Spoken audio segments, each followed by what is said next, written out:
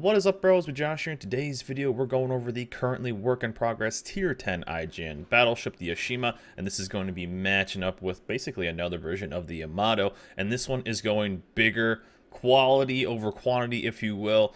But really, it's one that when they first announced it, a lot of people were really excited about it, interested in it, and I was really skeptical in it because of how just big shells work in this game. And basically everything I thought would happen with this ship has kind of happened so far, and you will see us do some pretty good gameplay. But this ship itself, though, I want to test out some other stuff, which we'll talk about later in this video. But the ship, as it is right now, is basically the Yamato, almost identical in all the aspects, but it's taking very large caliber guns. And again, we will compare this ship throughout the entire video with, of course, the Yamato, because it's almost identical in basically every other aspect. But this one is taking 510 millimeter guns. Yes, they are huge, absolutely huge. But it's only taking 3x2s, so only 6 shells going out. So again, there's going to be many situations where I refer to the Yamato. As we all know, the Yamato is a 3x3, and we'll be able to just basically pump out more. But the armament on this is, again, 3x2, so only 6 shells per salvo. And the values I'm going to be talking about are using both the reload module, which you basically should be taking on the ship like this, the reload module, which is going to speed up the reload, and then also when I'm comparing it to the Yamato, which is still using that same reload consumable, the Yamato will be using the legendary mod, because that is basically something that will be, you know, if you have the Yamato, definitely worth getting that, recommend getting that, and that is kind of what you really should be comparing it to, because that's what the Yamato can basically do.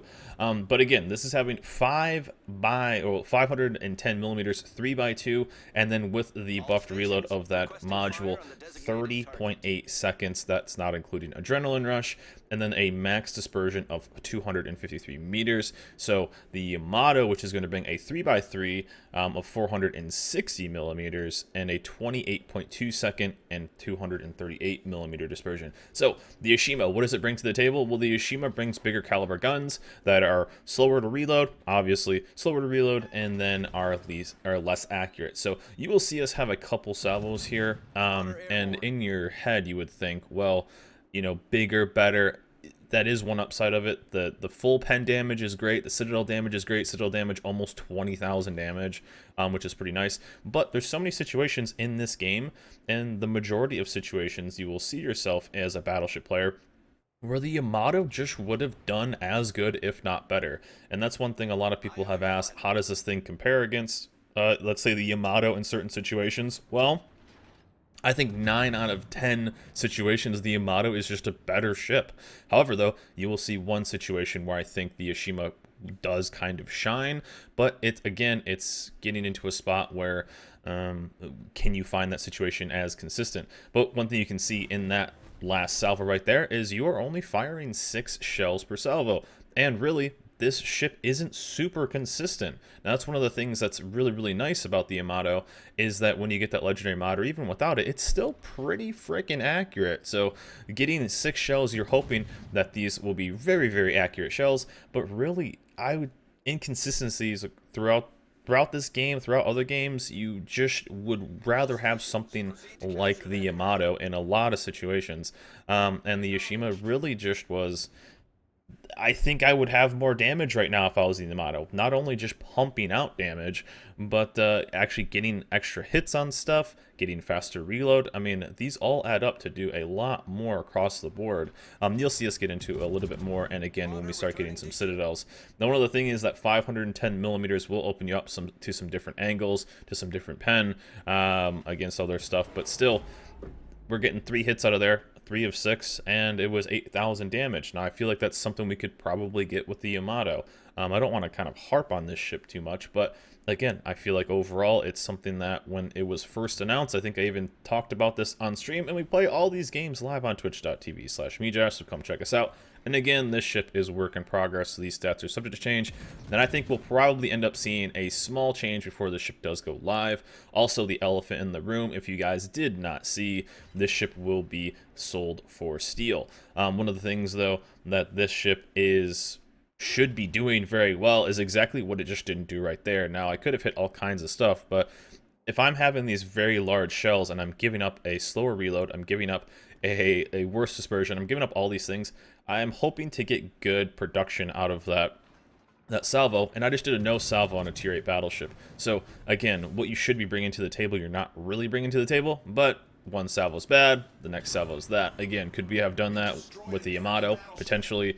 Could we have just done more damage overall with the Yamato? Potentially. So it's really tough to tell, but there will be a couple scenarios where this ship does kind of shine, I guess. But in most situations, it's just, you'd rather just take something more consistent and something that's already available. One of the big things is we do not know how much steel this will be. This will cost. You know, something we can kind of compare it to is they usually do it by tonnage or by size of ship, yada yada.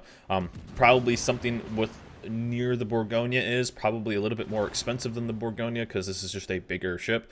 But again, I feel like they will probably touch the dispersion on this a tad, just to kind of tone it down. Also, we could potentially see a legendary mod on this, which could be very similar to the Yamatos.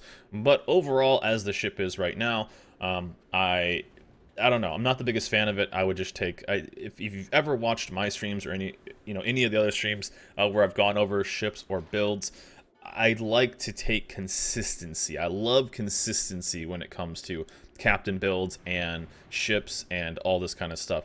This is something that is going to shine in a couple scenarios, but overall is going to be worse in the majority of scenarios. So this is a game that honestly has gone into the pattern of quantity over quality, and this is going the other way. Some of the best comparisons, or some of the main things I compare this kind of ship to, is look at how other tiers have really dealt with, and really I talked to chat about how much, or can you name ships that really kind of took the bigger caliber shells and have really shined? A couple tiers, or especially at tier 6, there have been a couple ships, the Matsu and the West Virginia, that have gone the bigger caliber shells and less shells overall. And what's kind of happened? Well, obviously the Matsu, I think a lot of people would consider one of the weakest tier 6 battleships. And before people say in the comments, I love the Matsu, you're wrong. That's not really the point. But compared to other ships at that tier, it definitely isn't as competitive. Also, the West Virginia has gone the bigger caliber shell route, and still, again, I think the West Virginia is fantastic against battleships, but overall is much weaker compared to the other tier 6 counters, or the other tier 6 battleships you could take at that tier. We see a couple of the scenarios that they've taken the bigger, so we see stuff like the Georgia, and we see stuff like the like the Ohio. Those are quite good ships, but I still wouldn't even consider them the best at the tier. But still, they kind of have taken that, gone from the Montana's 12 to the Ohio's 8. The Georgia is going for the 6, but the Georgia brings a bunch of other stuff to the table. It brings speed, it brings insane secondaries, AA, all this kind of very fast reload as well. This just basically brings the Yamato with bigger guns. And so that trade-off there is what you kind of hope to see, isn't really something that you notice that much. Upsides again though is when you do get the pens. The pens are quite large. When you do get citadels are quite large. The start of this game was very slow, so don't worry, we will get into some action here. But one of the things that I've also thought, and this is something I talked about at the start, is I want to test something with this ship too, is how this game works is bigger calibers tend to lead into more overpens. That's something you can see a lot, and it's kind of something that a lot of people have kind of laughed about with this ship specifically, is that, oh, it's overpen city, it's overpen city, it's overpen city. That's just how this game works. When the shells get to such a large caliber, you are getting into overpen city. Just how the armor works. Something you will end up doing, and that's a good example right there, 2 full pens for 12,000 damage. But that's kind of what I'm getting into here, is this ship is going to be focusing more on battleships. It almost seems like kind of a battleship counter. Another battleship that's a battleship counter, or an entire line, is the Royal Navy battleships, because they're meant to kind of counter battleships. You're going to be looking for scenarios like this. This is almost like a perfect game to kind of show this off. And again, other scenarios where the Yamato would have been better, and then you'll see some scenarios where this ship shines. So really, it was a perfect game. But you are looking for bow-in targets like this, because it kind of laughs at the armor. But when things are sadly giving you broadsides, which they normally, you would kind of feast on with other battleships, you just get overpens, and you see that a lot with plenty of ships. But this is really almost a perfect scenario. Normally, you don't get 5 ships in a little alley like this, so it's kind of just the stars aligned. So it normally doesn't always work like this, but this is really it. Again, you can see it a good example of the inconsistency on the shells too, which was a little bit of a bummer, and I think that's something that they will probably test, or they probably will tweak on this ship. But also, with how this game works, right? Big, large AP caliber shells, big shells in general, have a whole bunch of pen. However, one of the things that I really do want to test with this ship is being an HE. And yes, I know this is sacrilege for a battleship, especially with such large caliber shells. I almost want to test this ship being a full-blown HE ship. The amount of pen, I believe, with the current inertia fuse, as we all know, inertia fuse is getting changed. But something that could potentially happen is your pen with HE is like 114 millimeters or something like that. It's something crazy. So I think I will test that at a later date just to see how it works. To me, it seems so brutal to actually do that, but who knows?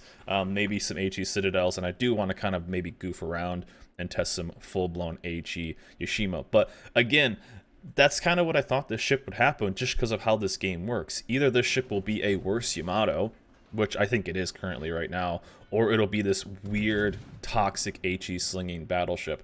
And I really don't want it to become that, because that to me that seems just oh so cheesy. But we will see over time, and again, it is still a work in progress. But we're seeing those big pens right here. We're starting to rack up some damage, and I'm kind of just holding off because I don't want to charge into all these because we're going to need our life, because this game actually gets out of control a little bit here. We start to see our Eddie really wanted to get torps off this entire game, so he's going to focus on getting torps off this entire game. Our Missouri is getting farmed, and our Eddie is going to go down here. Then our Hindenburg and Alaska are both going to throw their ships away, as well as watch our Georgia's life there. Just watch our Georgia's life. He is almost full life here at 7:30. We'll give him, because that's when he about rounds his corner. So full life at about 7:30, and down goes our Missouri. Down goes our Eddie because he had to get torps off, and in goes. So remember, 7:30 he was almost full life. So let's just watch that. But again, this ship at tier 10. Now, tier 10 is super competitive and super hostile. And as you can see when I'm firing here too, these shells are rather lofty, it seems like, which is a kind of a bummer. And so it almost wants you to get a little bit closer to kind of the fight. But you'll see us get there in a little bit. But we all know how this game is right now. It's really tough to kind of push in and get really aggressive. And kind of use these big caliber shells in kind of an aggressive pattern. Again, the inconsistency, and as we see, what was that, 7:30 full life? We just saw our Georgia, who is no longer full life. There you go. That's always fun. So in this last little bit, we've lost 3 ships, and our Hindenburg has just beached as well, but I think he actually survives. But yes, again, what do you guys think so far just in this game? Do you think I would have just done more damage in the Yamato? Because that's the biggest thing to compare this thing to, is its tier 10, tier 10 tech tree version, and there's this kind of awkward north-south salvo. But overall, I feel like just more shells going out would just be better. I feel like the Yamato is just so much more consistent, and I feel overall the Yamato is just a better ship. And there we go, about 1:30, and that Georgia went from full life to 0. So GG easy on that. But here we're gonna see us start to move. Again, we have kind of a nice little lead, and I was really hoping for more scenarios where, man, let's watch these big shells shine, really. I was hoping to maybe get a cool double citadel on the broadside Jean Bart. I was hoping to get maybe like a bow sit on something weird, thrown out even at the other Yamato. I was hoping to get some stuff where, let's see these big 5-10 shells kind of shine. And really, somebody asked me when I was playing this ship, hey, how many times have these shells kind of done their thing? And you're about to see the only time. Now, this is funny enough. This was our first game we played with the ship. This was literally our first game we played with it. And throughout the night, the results I'm probably averaging 100,000 damage with this, but it's a tier 10 battleship. That's not anything crazy these days. But this was probably the only scenario where well, you'll see it in a little bit. It's going to be against the Ohio, where the Yashima kind of did Yashima things, and then potentially the Yamato could have done the same thing. Now you're going to see Yashima versus Yamato right here, but this Yamato kind of tees us up for this, so a little bit of a bummer. But throughout this entire game, I feel like I would have just had more damage by now. And to have scenarios where it's not really bringing anything in, and shout out to people who only focus on CVs, I feel like that Yamato's probably dead if I'm in a Yamato. Yeah, I feel like I only hit 3 of my 6 shells there at, what, 5 kilometers? I feel like that's probably a dead Yamato if I'm in another Yamato.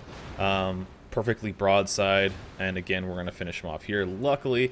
But again, only pumping 4 shells out front, which kind of stinks. There's a nice double citadel, so down he goes, racking up. So this is literally the only salvo where I'm thinking, okay, maybe this was Yashima doing Yashima things.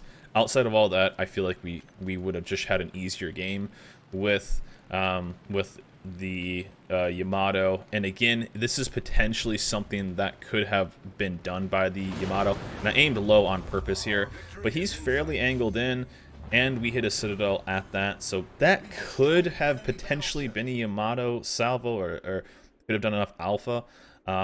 This is kind of why this was a perfect game, right? It's showing off the super strengths of this ships, but overall, the consistency of this ship is probably something that is going to be lackluster. And for a ship like this to bring maybe a 1 in 20 scenario of it being better than something else, I would probably just stick with a ship that is just way more consistent. Now, did I have fun playing the ship? Sure. I mean, it's cool to hit stuff, but again, there's so many other times where you just want those 460s with the faster reload that are more accurate. And this ship being steel, we're looking probably something into the 30k steel, which is a decent amount of time to get that much steel, and to have something that overall, you know, honestly isn't super unique. I don't know. Not a bigger fan. Overall, people have asked, what do I purely think about the Yashima? And I purely think that it's a worse Yamato. Bigger is not better in this game always, and the Yashima is kind of proof of that. I feel like the Yamato is just a better battleship at tier 10 and even IGN. So anyways, though, this ship is still work in progress. Stats are subject to change, and I hope they do. But for right now, this is what you get, and it's a pattern. You get too large with battleship caliber shells, and then they kind of go against what the game allows, and they kind of defeat the purpose of them. You know, when you start getting more overpens when other things wouldn't, it kind of has diminishing returns on what this thing potentially can do. But anyways, this is it for me, guys. Hope you guys enjoyed this video. Remember, like, subscribe, and I'll see you guys next time.